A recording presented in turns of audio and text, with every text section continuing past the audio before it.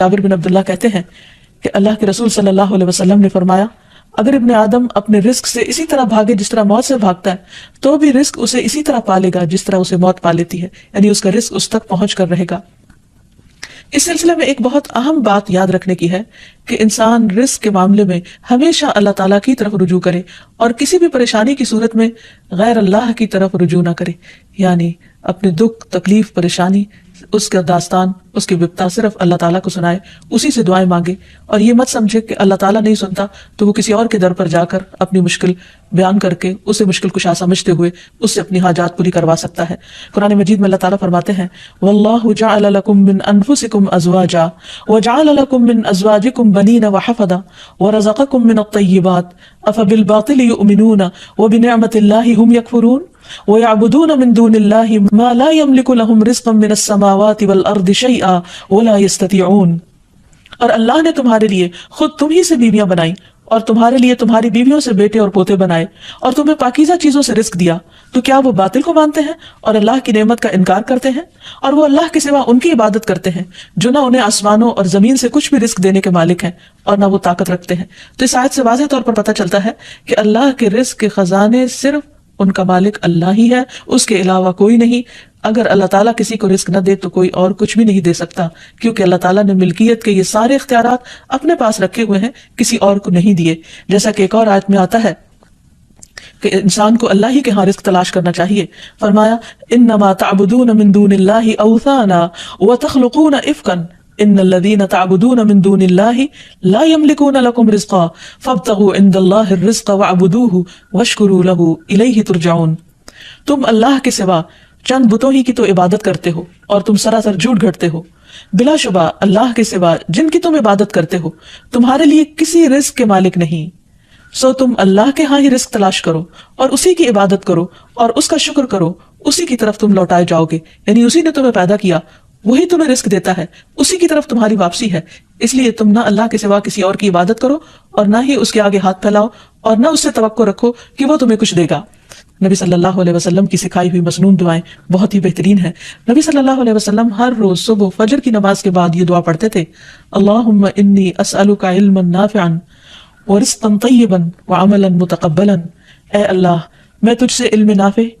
طیب رزق یعنی پاکیزہ رزق اور مقبول عمل کا سوال کرتا ہوں، یعنی ایسے عمل کی توفیق دے جو تیرے ہاں قبول ہو جائے، تجھے پسند آ جائے۔ اور اس کے ساتھ ساتھ انسان کو حرام سے بچنے کی دعا کرنی چاہیے۔ اس سلسلے میں آپ صلی اللہ علیہ وسلم نے جو دعا سکھائی وہ ہے، اللہم اکفنی بحلالک عن حرامک واغننی بفضلک عمن سواک۔ اے اللہ، اپنے حلال کے ذریعے حرام سے میری کفایت فرما، یعنی مجھے اتنا حلال دے کہ مجھے حرام کی ضرورت ہی نہ رہے، اور اپنی مہربانی سے مجھے اپنے علاوہ ہر ایک سے بے نیاز کر دے، یعنی مجھے انسانوں کا محتاج نہ کر، کسی اور کا محتاج نہ کر، صرف اپنے خزانوں سے عطا فرما۔ پھر اسی طرح خاص طور پر بڑھاپے کی زندگی کے لیے وسعت رزق کی دعا کرنی چاہیے، کیونکہ جب انسان بوڑھا ہو جاتا ہے تو اس کے اعضاء کمزور ہو جاتے ہیں، وہ اپنے لیے خود کچھ کمائی نہیں کر سکتا، وہ دوسروں پر ڈیپینڈنٹ ہو جاتا ہے، تو اس وقت وسیع رزق کی دعا سکھائی گئی۔ فرمایا، اللہم اجعل اوسع رزقک علی عند کبر سنی وانقطاع عمری۔ اے اللہ، جب میں بوڑھا ہو جاؤں اور میری عمر ختم ہونے لگے تو میرے رزق کو وسیع کر دے۔ اور رزق کی دو بڑی قسمیں ہوتی ہیں، ایک وہ رزق جو ظاہری طور پر جسموں کی غذا بنتا ہے یا انسان کی مادی ضروریات پوری کرتا ہے، اور دوسرا روحانی رزق، اور وہ رزق جو انسان کے غم ہم کو دور کرتا ہے، یعنی لوگوں کی محبت اور توجہ، اور خاص طور پر بڑھاپے میں اولاد اور رشتہ داروں کا قریب ہونا، پاس ہونا، یہ انسان کی بنیادی ضرورتوں میں سے ہے۔ تو انسان جب خود کچھ کرنے کے قابل نہ رہے، ہاتھ پاؤں ہلانے کے قابل نہ رہے، تو عموماً وہ لوگوں پر ایک بوجھ بن جاتا ہے، اور یہ چیز انسان کے لیے بہت پریشانی کا باعث ہوتی ہے۔ انسان جب جوان ہوتا ہے، بہت کچھ کما رہا ہوتا ہے، تو سب اس کو لک فارورڈ کرتے ہیں، سب اس سے محبت کرتے ہیں، سب اس کے پیچھے جاتے ہیں، کیونکہ اس کی ذات سے لوگوں کو فائدہ پہنچتا ہے۔ لیکن بڑھاپے میں انسان اس طرح فائدہ نہیں پہنچا سکتا، تو پھر انسان کے لیے پریشانی ہوتی ہے، اور اسے تنہائی کا احساس بھی ہونے لگتا ہے، اور اس کے لیے انتہائی اذیت کے دن ہو جاتے ہیں۔ وہ اپنے حسین ماضی کو بھی یاد کرتا ہے، کامیاب زندگی کو بھی یاد کرتا ہے، اور اپنے مستقبل کو بھی دیکھتا ہے کہ موت قریب آ لگی ہے۔ تو ایسے میں یہ دعا بہت فائدہ مند ہے کہ اے اللہ، جب میں بوڑھا ہو جاؤں اور میری عمر ختم ہونے لگے تو میرے رزق کو وسیع کر دے۔ اور جب انسان کے پاس اپنی ضرورت کا ہوتا ہے بڑھاپے میں بھی، تو انسان یکسوئی کے ساتھ اللہ سبحانہ وتعالیٰ کی عبادت اور زیادہ کر سکتا ہے۔ اسی طرح اپنے لیے اور اپنی اولاد کے لیے وسیع رزق کی دعا کرنی چاہیے، جیسے ابراہیم علیہ السلام نے دعا کی تھی، ربنا انی اسکنت من ذریتی بواد غیر ذی زرع عند بیتک المحرم ربنا لیقیموا الصلاة فاجعل افئدة من الناس تہوی الیہم وارزقہم من الثمرات لعلہم یشکرون۔ اے ہمارے رب، بے شک میں نے اپنی کچھ اولاد کو اس وادی میں آباد کیا جو کسی کھیتی والی نہیں، تیری حرمت والے گھر کے پاس، اے ہمارے رب، تاکہ وہ نماز قائم کریں۔ سو کچھ لوگوں کے دل ایسے کر دے کہ ان کی طرف مائل رہیں، اور انہیں پھلوں سے رزق عطا کر تاکہ وہ شکر ادا کریں۔